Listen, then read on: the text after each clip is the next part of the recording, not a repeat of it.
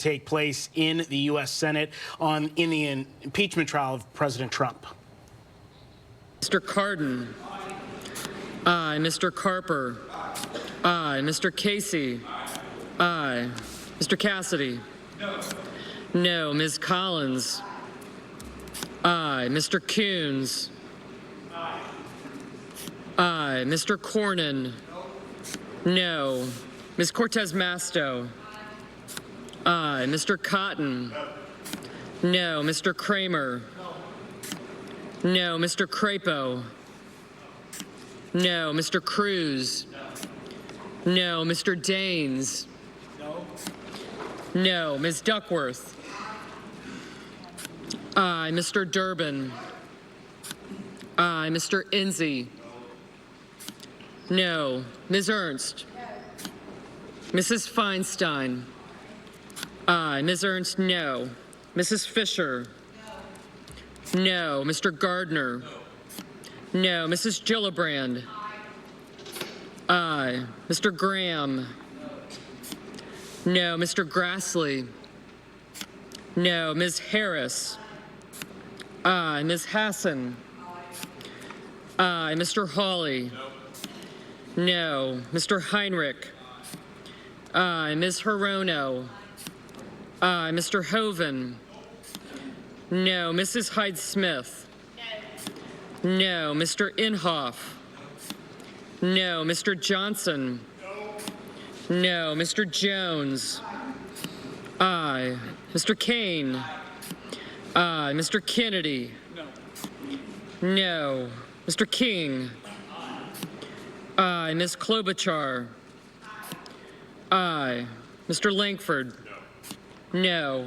Mr. Leahy. Aye. Mr. Lee. No. Mrs. Loeffler. No. Mr. Manchin. Aye. Mr. Markey. Aye. Mr. McConnell. No. Ms. McSally. No. Mr. Menendez. Aye. Mr. Merkley. Aye. Mr. Moran. No. Ms. Murkowski. No. Mr. Murphy. Aye. Mrs. Murray. Aye. Mr. Paul. No. Mr. Perdue. No. Mr. Peters. Aye. Mr. Portman. No. Mr. Reed. Aye. Mr. Risch. No. Mr. Roberts. No. Mr. Romney. Aye. Ms. Rosen. Aye. Mr. Rounds. No. Mr. Rubio. No. Mr. Sanders. Aye. Mr. Sass. No. Mr. Schatz. Aye. Mr. Schumer. Aye. Mr. Scott of Florida. No. Mr. Scott of South Carolina. No. Mrs. Shaheen. Aye. Mr. Shelby. No. Ms. Sinema. Aye. Ms. Smith. Aye. Ms. Stabenow. Aye. Mr. Sullivan. No. Mr. Tester. Aye. Mr. Thune. No. Mr. Tillis. No. Mr. Toomey. No. Mr. Udall. Aye. Mr. Van Hollen. Aye. Mr. Warner. Aye. Ms. Warren. Aye. Mr. Whitehouse. Aye. Mr. Wicker. No. Mr. Wyden. Aye. Mr. Young? No. Mr. Blumenthal? Aye.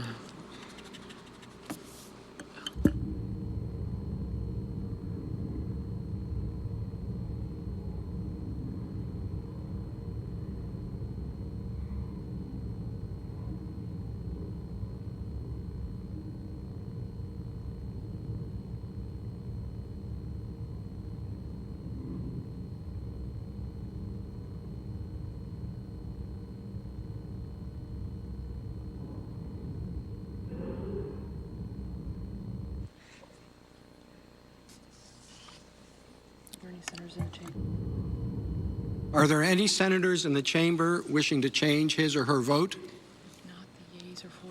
If not, the yeas are 49. The nays are 51.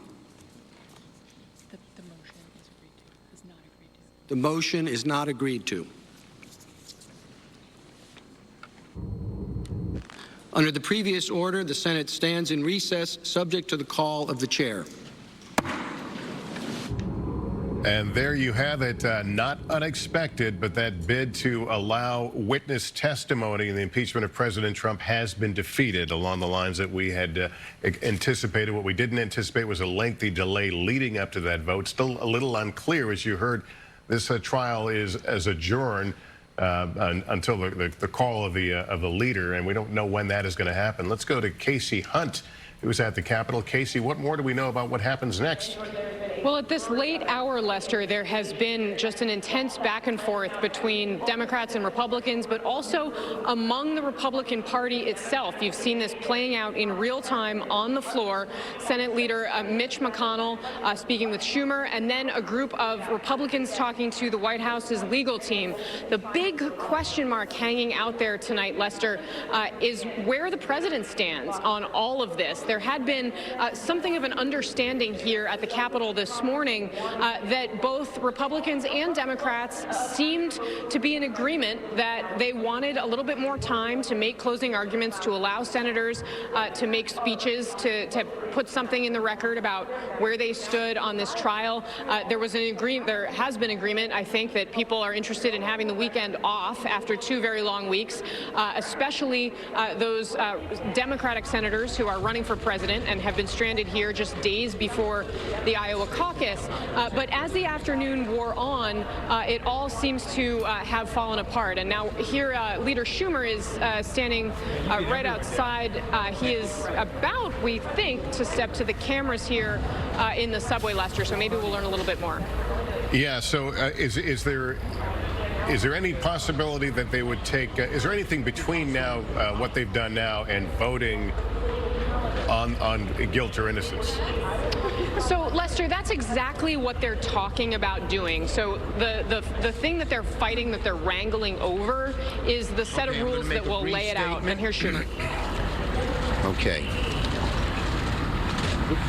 To not allow a witness, a document, no witnesses, no documents in an impeachment trial is a perfidy.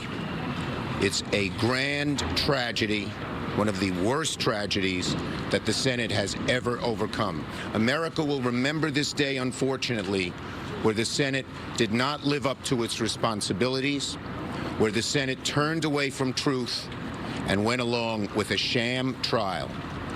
If the president is acquitted with no witnesses, no documents, the acquittal will have no value, because Americans will know that this trial was not a real trial. It had no witnesses, no documents. It is a tragedy on a very large scale. I will be now going up to my caucus to discuss what we're doing next. I will not talk about it here. Okay? Thanks. And Chuck Schumer, Minority Leader, calling it a grand tragedy, the vote that has blocked any chance of bringing new witnesses and evidence into the trial of President Trump. And now the question of what happens next, even the Minority Leader didn't really have an answer for that, Chuck. Look, it means he's got to go back to his conference. And what that means is they got to figure out how do they want it. Again, it goes back to the metaphor we've been using. How do they want to land this plane politically? Okay, there is just Casey, as we've been talking about, there is conflicting priorities inside his caucus. There's conflicting priorities inside the Republican conference. So we see that playing out. Obviously, there is a proposal that Schumer is dealing with that he's got to go deal with his Democrats on. And if they're not going to accept those terms, they've got to come up with a counter. It looked like they were close. I am surprised the president's allies are, if this is indeed what's going on, that they're pushing, you know, saying, no, we want everything. It does seem as this is how it blows it all up if you're not careful. The schedule didn't bother me when I first came here. Yeah. Their response was, how old were you then? I said, 34. Do you have any idea what happens now, Senator? No.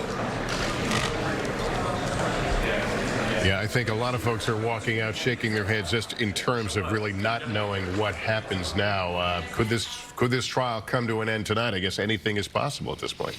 It is, but again, as Carol has been going back through the rules itself, if they're going to try to move to this verdict tonight, let's say, which remember John Barrasso had sort of intimated to us a couple days ago, Democrats could really gum it up, and I don't know if that's the uncomfortable way Republicans want to end. Again, I think they're uncomfortable about dark of night. Democrats could make this go dark of night. Imagine that. No witnesses, no evidence, middle of the night acquittal, right? That is something that the Democrats could force if that becomes this. They can't sort of come to an agreement. That my guess is Democrats are not interested in giving the president State of the Union, his State of the Union victory party. Casey, what have you learned? Well, Lester, I just want to underscore the number of times and kind of draw some parallels to you just saw Leahy come to the mic and say that he has no idea what's going on. When are the other times in the Trump administration when something like this has happened, when we here on the Hill have been facing a big moment, we think we know how it's going to unfold, and then suddenly it changes at the last minute?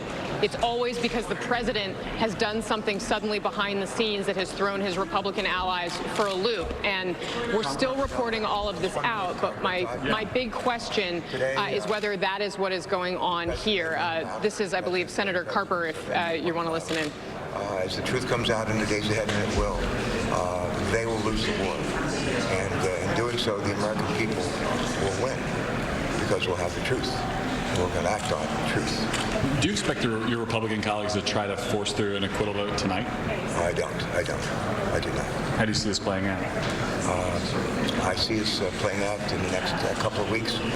Additional information, additional people step forward with knowledge of what actually went down, and paint a clearer picture, a fuller picture. And I think at the end of the day, and it may well come before Bolton's book is actually published. Would you encourage your Democratic colleagues in the House now to pursue John Bolton through subpoenas or other means, since it won't happen in the Senate? We're going to have a caucus right now, and let me think about that. I don't know. Okay, thank you. All right, Senator Thomas Carper, a Democrat, stopping to speak to reporters. And a lot of confusion. Hallie Jackson, the president, is still airborne. What do we know about what role he may have played in what we just saw? My sense, Lester, pardon me, I'm looking at my notes on my phone here. As you can imagine, that the texts and the phone calls and the emails are flying fast and furious at this moment. The sense, Lester, is that, yes, there is pushback now that has emerged in these sort of later hours in the day that didn't exist earlier in the day to the idea that the White House allies and people close to the president would be okay with letting this go until Wednesday. That seems to have, based on my read, essentially trickled up to certain officials here who are essentially arguing, why wait? Why wait when this witness vote has gone down now, as they had expected it to? One Senator Alexander in particular came out and said that he was going to vote no on witnesses. That is the moment they had been looking for and what they waited for. Now, to Chuck's point, and I heard him say just a moment ago in this special report, you know, why take the risk of blowing it up, essentially? I am still working on reporting out whether or not this is a red line, in fact, for this White House and for the president, right? Or if this is just, we got to put up a fight, we got to see where we go with this. We got to at least make the effort that this doesn't drag out until next week, and we have to push that, but ultimately sort of deferring to Senator McConnell in the way that this is going to be palatable for everybody in the Senate to get this done. But there obviously is more of a resistance now to this and an eagerness, listen, to get this wrapped up. The witness vote has happened. The sense seems to be we don't need to wait any longer. if the senators need to work through the weekend, then they need to work through the weekend. And I'm paraphrasing here, but the sense is kind of, why should we allow Democrats to get to Iowa if they need to go to Iowa to do campaigning, rather than push back a little bit on what is going down here? So that seems to be sort of the view from sources close to the president, from that I've been talking to this afternoon, one source close and familiar to the process. But listen, this is one of those moments. You are watching, I think, live the reporting process unfold as this is all happening. I think it's notable that even senators are coming to the camera saying, we don't know where this is going either, right. And they're the ones who are the principals involved in this whole discussion. Yeah, and Hallie, if this thing goes to Wednesday, as one of the suggestions have been, who knows what more is going to come out? As you noted earlier, there was more from the John Bolton book, purportedly from the John Bolton book, yes, that came out this morning that kind of began our day. That's right, Lester, and we saw something similar happen on Sunday, right? And one of the things with the initial revelations from that soon-to-be-published or yet unpublished book from the former National Security Advisor, John Bolton, saying that the president, and most recently today, held a meeting in early May in which he directed John Bolton to work with his personal attorney in order to put pressure on Ukraine to investigate his political rivals, including the Bidens. So what I have heard all week long from sources on this end, close to the president and close to the legal team, has been sort of the caveat, we don't know what other news of day might come out, right? And that's what you've heard from allies. They know and they understand that at any day, at any moment, you could see some of these things unfold, as it did this morning, which I think is also part of the incentive for wanting to get this wrapped up. Now, the witness vote is done, right? And that was the key thing that everybody had been looking to. So it sort of remains to be seen that if there were more wild cards, that might hurt politically more than procedurally, if you will, given that you now have Senator Alexander, Senator Murkowski, and others who are on the record voting no on witnesses. You can't stick that toothpaste back in the tube. But that is absolutely something that is still hanging over all this, because I'll tell you what, John Bolton himself talked a little bit in Texas last night about this. We don't know what other leaks may come out from his manuscript that could potentially be damaging, or at least perceived as damaging. He has not commented yet so far today, although the president and his personal attorney have both said that the meeting that is described in this reporting by the New York Times on the book did not happen and is not true.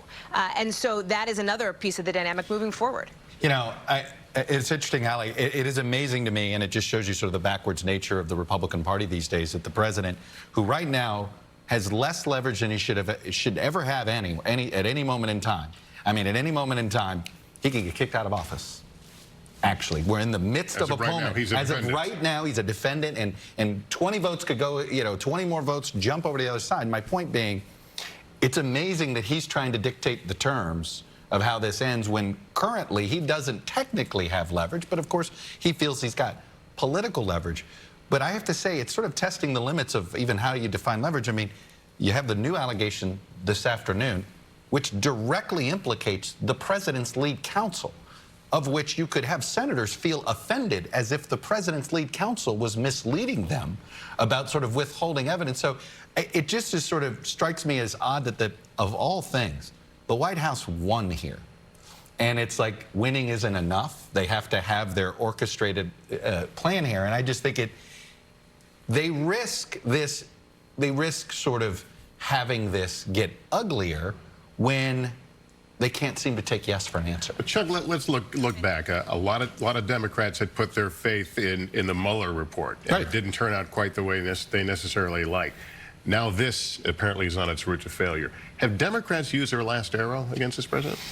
I think that before November, I think so. I mean, I think at this point, if their goal is to hold him accountable, keep him out of office, at this point, the election, I mean, that's essentially what the United States Senate is telling them, that they're not going to do this. So you need to do this in the campaign trail. So, I don't know. I think the House should try to get its, for the purposes of trying to re-strengthen the legislative branch. They may attempt to try to do more oversight, follow through with those lawsuits that they're waiting for the federal courts to decide, does the president have to turn over his tax returns, or does the president, or Don McGahn, as former White House counsel, have to testify? I think you'll see them continuing to push those process attempts at trying to finish their oversight here. But I do think the voters in general, the electorate in general, particularly the middle of this electorate, is exhausted from impeachment and would prefer to just make this about the campaign. All right, let's go to Casey Hunt right now at the Capitol right now. We saw some bewildered senators not clear what to do. They're subject to the call of the chair. Does that mean they have to hang loose there and be ready to come back at a moment's notice?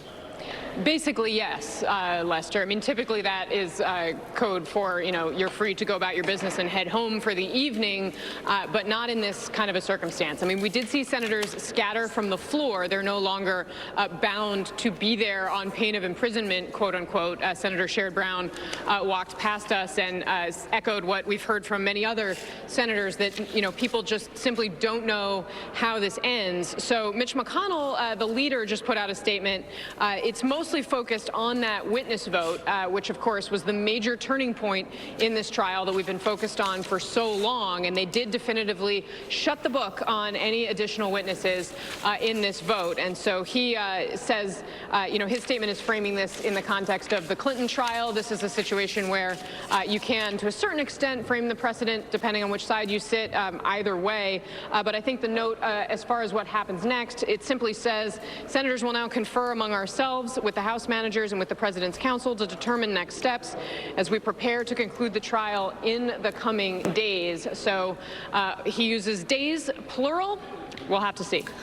All right. Yeah, we all circled that as we got a copy of that Plural statement was something here. else there, Casey. Basically wondering if we'll be here all night or in the days to come. But yeah, there sounds like a lot of conversations. And Casey had pointed out sometimes when they see this kind of abrupt change, it usually means the president's fingerprints or phone calls are on it. And it's obvious that whatever agreement Schumer and McConnell seem to have loosely come to this morning, somebody blew it up, and it happened on the Republican side. Hallie Jackson, what do you hear at the White House? I want to just emphasize we've been using this word a lot today, but I got to just bring us back to it, which is the fluidity of this process, right? Because you're right, and that this has changed, and there have been a lot of caveats that we've been putting in our reporting for this reason, from when we went up on the air here for this special report just before 1 o'clock this afternoon to now, and it may change again. And I just want to be very transparent for viewers here that this is actually unfolding as we speak here. There were indications from our team's reporting earlier in the day that the administration may have been open, or at least some people in the administration may have been open to this kind of a deal. There are indications now that that is not the case, that there is some pushback that is being felt.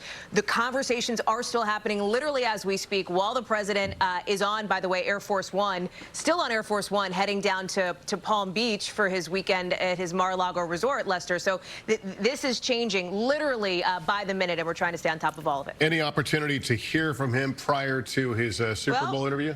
When he gets off the plane, he has another opportunity, if he wants to stop and try to talk. We haven't seen him do that lately, though. And I haven't checked my phone. Has he tweeted in the last few minutes? I just did the check. I don't see anything. Not that my Twitter alerts have gone off for Lester. So. All right. So let's catch folks up where we are. That vote has finally, after a period of what appeared to be negotiations or conversations, that vote was taken on the issue of whether to allow new witnesses in this trial. And it was defeated. You see the numbers on your screen. It went down 51-49. There were 2 Republicans that sided with Democrats, but again, it failed. We are going to leave the air here shortly. This is a consequential vote still ahead for the Senate, the final vote on whether or not to acquit the president. And the question, will that vote come before or after the president's State of the Union speech to Congress Tuesday night? A lot of moving parts here, a lot of discussions taking place. We're watching it all. We'll be here for all of it. And I will see you shortly on NBC Nightly News. For all of us here at NBC News, I'm Lester Holt in New York. Good evening.